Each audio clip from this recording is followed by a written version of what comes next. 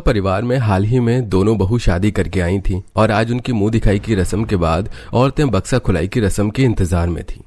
अरे बक्सा खुलाई की रस्म होती है, वो भी कर लो, देखते हैं कि किसके पास क्या खजाना है।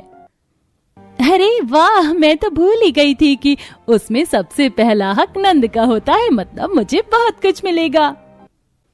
सबसे पहले मेरी रिचा बहू का सूटकेस खुलेगा, देखो उसकी ट्रॉली भी कितनी चमचमा रही है।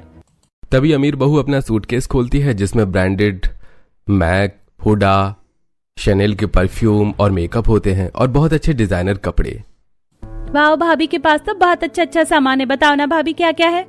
इसमें branded makeup, perfume, designer fabric, clothes, मेरा फैशन डिजाइनिंग का सर्टिफिकेट जिसमें डिजाइन पोर्टफोलियो है, हाई हील्स है, एक्सपेंसिव लिपस्टिक शेड्स है और मेरे कुछ डिजाइन किए हुए कपड़े और मेरा ये कार्ड, रिचा डिजाइन्स।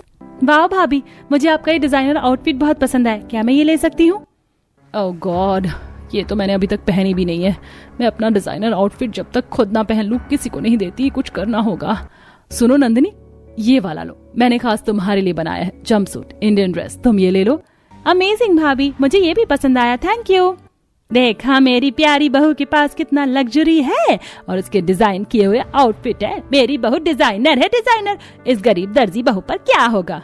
माँ ऐसे मत बोलो, भाभी भी कुछ न कुछ लेकर आई होंगी, वैसे भी वो गाँव से हैं, आप तुलना क्यों कर रही हैं? फिर गांव की बहू तान्या बक्सा खोलकर दिखाती है जिसमें एक पुरानी सिलाई मशीन निकलती है, कपड़ों के कुछ कटिंग्स और पैच वर्क होते हैं, रंग बिरंगी इंची टेप, माता पिता की फोटो। माँ जी, मेरे बक्से का आधा सामान तो देख लिया आपने, बाकी ये हैं जिन बच्चों को मैंने सिलाई सिखाई है उनके साथ मेरी ये फोटो है और ये मेरा कढ़ाई किया हुआ दुपट्टा और नंदिनी दीदी के लिए खास मैं ये सूट बनाकर लाई हूँ, वो भी आज के जमाने का, क्योंकि मैं जानती हूँ मैं अपनी शहरी नंद के पास जा रही हूँ। ओह माय गॉड जेठानी जी, ये क्या म्यूजियम खोल रखा है आपने? सब कुछ पुराना, कुछ नया भी है और ब्रांडेड डिजाइनर चीज तो मुझे कुछ नहीं दिख रही। छोटी भाभी, ये चीज आपके जैसी नहीं है लेकिन बहुत अच्छी है, क्योंकि पुरानी याद भी संजो कर लाई है वो। वाह तान्या भाभी, देखकर लग नहीं रहा इतना अच्छी डिजाइन का सूट आप भी बना सकती, मुझे पता नहीं था, मुझे तो मेरी दोनों भाभी अच्छी लगी। मुझे समझने के लिए शुक्रिया नंदिनी, ये सब छोड़ो, कुछ खाना पीना खा लो। तब मेहमान और पड़ोसी खाना खाकर चले जाते हैं। अगले दिन दोनों बहू की पहली रसोई होती है जहां पर शहरी बहू ने fusion dish, chilli potato, momos, अतरंगी चीज बनाई थी। वहीं गांव की बहू ने दाल भात, लिट्टी चोखा, सिलबट्टे पर पीसी लहसुन की चटनी बनाई थी जिसे खाकर घर वाले खुश हो जाते हैं। वाह वाह, बड़ी बहू ने कितना अच्छा खाना बनाया है, ऐसा देसी खाना खाए तो बहुत टाइम हो गया है। बहुत बढ़िया तान्या बहू। और छोटी बहू, तुमने भी अच्छा खाना बनाया है, लेकिन इन सबसे पेट कहाँ भरता है? पेट तो खाने वाली चीजों से भरता है। ये तो ऊपरी चीजें हैं। अरे आप भी अपनी बहू की तरह पुराने जमाने के हो, गांव के ही, लेकिन अब जमाना बदल गया है। जितनी सुंदर मेरी बहू ड्रेस बनाती है उतना ही अच्छा खाना भी बनाया उसने। लीजिए माँ जी, तंदूरी मोमोज। हाँ बहू, क्यों नहीं, लेकिन माँ मैं पापा की बात से एग्री करती हूँ। भाभी, छोटी भाभी भी बैठकर खाना खा रही है, आप भी खा लो। नहीं नहीं नंदिनी, जब सब लोग खाना खा लेंगे मैं तब खाऊंगी। अगर कुछ जरूरत पड़ गई तो कोई तो होना चाहिए ना खाना परोसने के लिए। देखा, इसे बोलते हैं संस्कार। अच्छा माँ जी, आप जानती हैं मैं सर्टिफाइड डिजाइनर हूँ, मुझे अपने डिजाइनर कलेक्शन बनाने के लिए एक सेपरेट रूम चाहिए जिसमें मेरे कुछ कलेक्शंस, डमी और मेरे बुटीक से रिलेटेड सारा सामान आ सके। डोंट वरी बहू, तुम्हें जो जैसे चाहिए वैसा हो जाएगा। तुम्हारे रूम के ही बगल में एक रूम है, उसे तुम्हारे लिए रेडी करवा देती हूँ। अगले दिन से ही कल्याणी अपनी बहू के लिए डिजाइनर रूम रेडी करवा देती है। फिर एक ट्रक से 3-4 डमी और ब्रांडेड स्विंग मशीन और स्टिचिंग का सारा सामान आता है और 2 दिन में उसका रूम रेडी हो जाता है जहां पर वो एक डिजाइनर आउटफिट आईपैड पर तैयार करती है।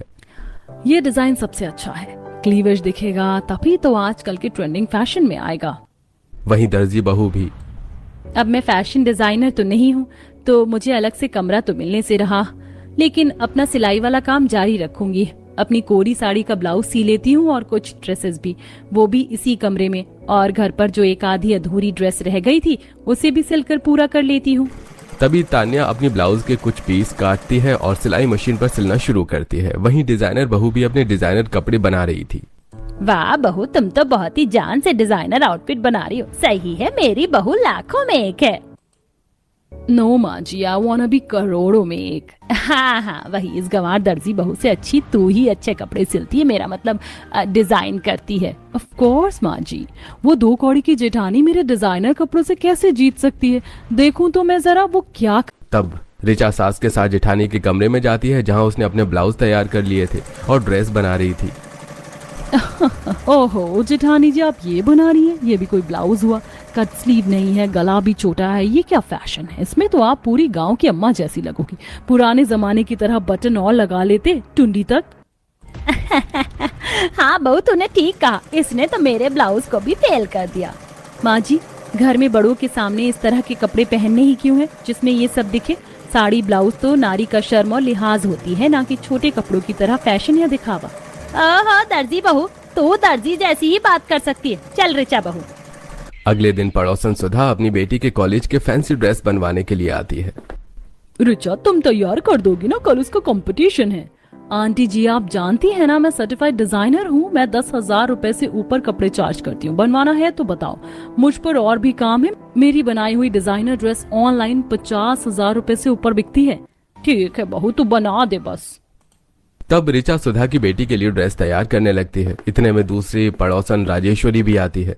तब 12,000 सुनकर वो परेशान हो जाती है। तभी सुंदर कढ़ाई का अनारकली सूट पहने तान्या हाथों में चाय की ट्रे लेकर जा रही थी कि परेशान राजेश्वरी को देख। क्या हुआ राजेश्वरी आंटी जी, आप ऋचा के पास क्या कर रही हैं?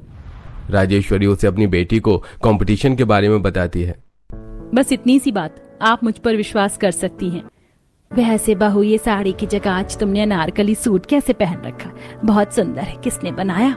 अरे आंटी जी, ये तो मैंने ही बनाया है। अभी अभी इसे बनाकर तैयार किया है, तो ट्राई कर रही थी, लेकिन पापा जी ने बुला लिया तो चाय देने जा रही थी। मुझे तो तुम्हारा सिलाई का काम पसंद आ गया है, तो तुम मेरी बेटी के लिए बना दो। और हाँ, ये 3,000 रुपए हैं फिलहाल मेरे पास। आंटी जी, इसे आप अपने पास रखो, अपने लोगों से पैसे थोड़ी लिए जाते। मैं रात तक इसे बना दूंगी। दोनों पड़ोसन एक दूसरे को तिरछी नजर से देख चली जाती हैं। तब ऋचा, माना कि हमें सिलाई आती है, थोड़ा बहुत अच्छा बना लेती हूँ, लेकिन फ्री में समाज सेवा करने की क्या जरूरत है? टैलेंट बेकार मत करो। ऋचा, ज्ञान बांटने से और कला दिखाने से बढ़ता ही है, घटता नहीं है। और फिर अपनों से किस बात के पैसे लेना?